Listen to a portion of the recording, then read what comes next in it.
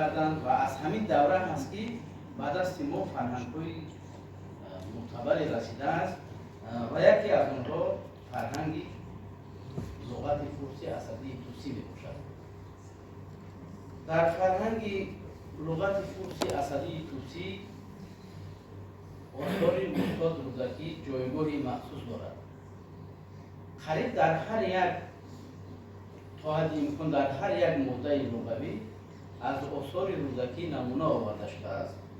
ما برای نشان دادن نمونه ها از آثار روزکی در لغت فارسی اسدی توسی از متن انتقادی لغت فارسی که در خوجند از طرف دانشمندان خوجند چاپ شده است و خیلی خوب هم حواشی شده است، تعلیقات دارد، یعنی یک کاری بسیار علمی خوب است، از همون استفاده کرده. قبلی که پیشتر هم گفتم کلمه های خیلی زیاد، من یک نمونه رو میارم برای اینکه وقت شد.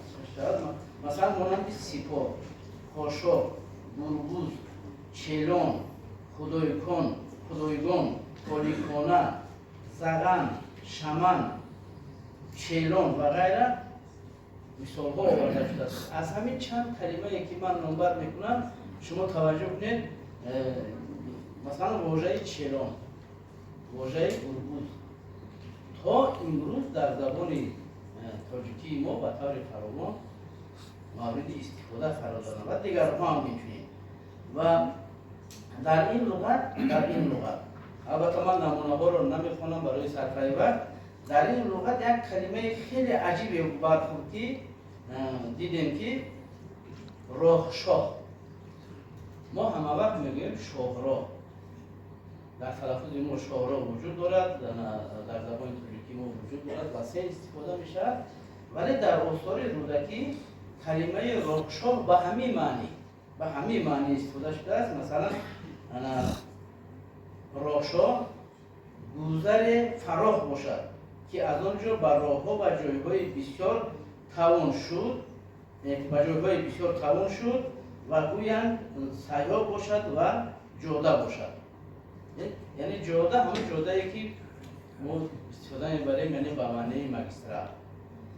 یعنی این کلمه بسیار عجیب که در آثار رودکی به این معنی استفاده می شود و از اون کلمه هایی که در اینجا نامبر شد مثلا در موضوع بختور،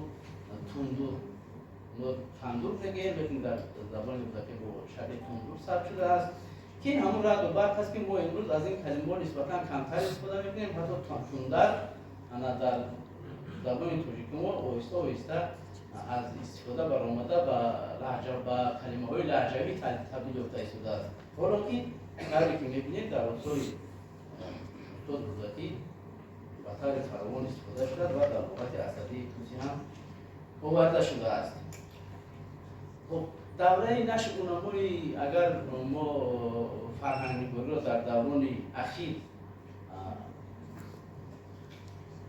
نشان دهیم، ما برمیگردیم به دوران شوروی و ابتدای عصر 20 یا که به عصر 20 و دوران شوروی که در این دوره مرکز فرهنگ‌نگاری آهسته از هندوستان و وطن اصلی خود برگشت.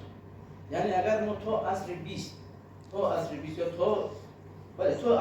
یا که تا آخر عصر 19 ما بگوییم که فرهنگ‌نگاری تاجیک بیشتر در هندوستان رواج داشت و در هندوستان زیاده از 200 فرهنگ تفسیری با وجود آمده است و امروز همه مؤرخین اینها رو میدونند.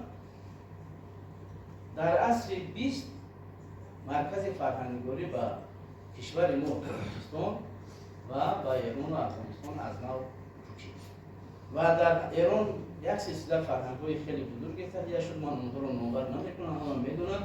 و در تاجیکستان در تمام دوره شوروی ما از دو فرهنگ نام میبریم که یکی فرهنگی مشهوری همون لغت نیم‌تفسیری استاد عینی برای زبان ادبی هست و دیگری فرهنگی زبان تاجیکی که سال 1969 چاپ شده است و 45,000 واژه و کلمه ها رو در بر میگیرد.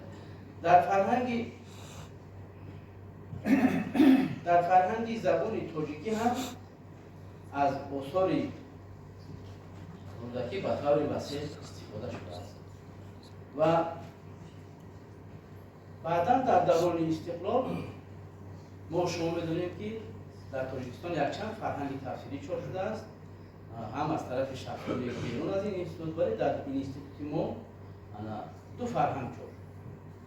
فرهنگ تفسیری زبان تاجیکی که در دوجه سالهای 2008 2010 2011 یعنی در 3 دوره باز چاپ شد، تحریر شد و امروزها هم من فکر میکنم که در این زمان ادبیات ما یک تحریری مکمل این فرهنگ رو انجام داده ایم، شاید که اون هم به نزدیکی از شما برآید.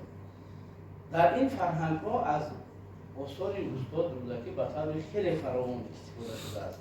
اگر در فرهنگ تفسیری قریب تمام واژه‌های آثار رودکی به آوردن نمونه، یعنی فقط تفسیر آورده شده باشد، پس در فرهنگ‌های بعدی که من اما بالا سر تهیه فرهنگ مکمل نشسته‌ایم، در اینجا علاقه با تمام تفسیر و نمونه‌ها چاپ شده ایستاده است. از جمله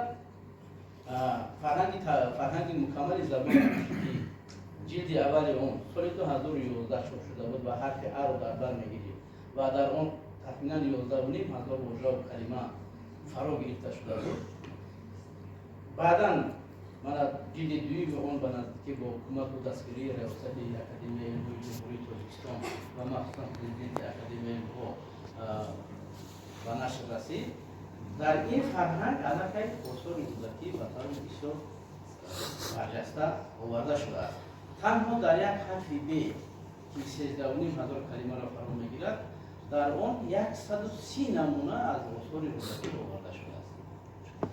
یعنی آثار رودکی، اگر من خلاصه کرده گویم، آثار استاد رودکی پایه فرهنگنگاری تاجیک و فارس است. یعنی در تمام فرهنگ‌های هم کلاسیکی و هم امروزه تفسیری، هم زبان تاجیکی و هم آن فرهنگ‌هایی که در ایران و افغانستان چاپ می‌شوند، آثار رودکی و بازتاب نمونه‌های آثار رودکی جای نمایان رو اشغال می‌کنند. تشکر، سلامت باشید.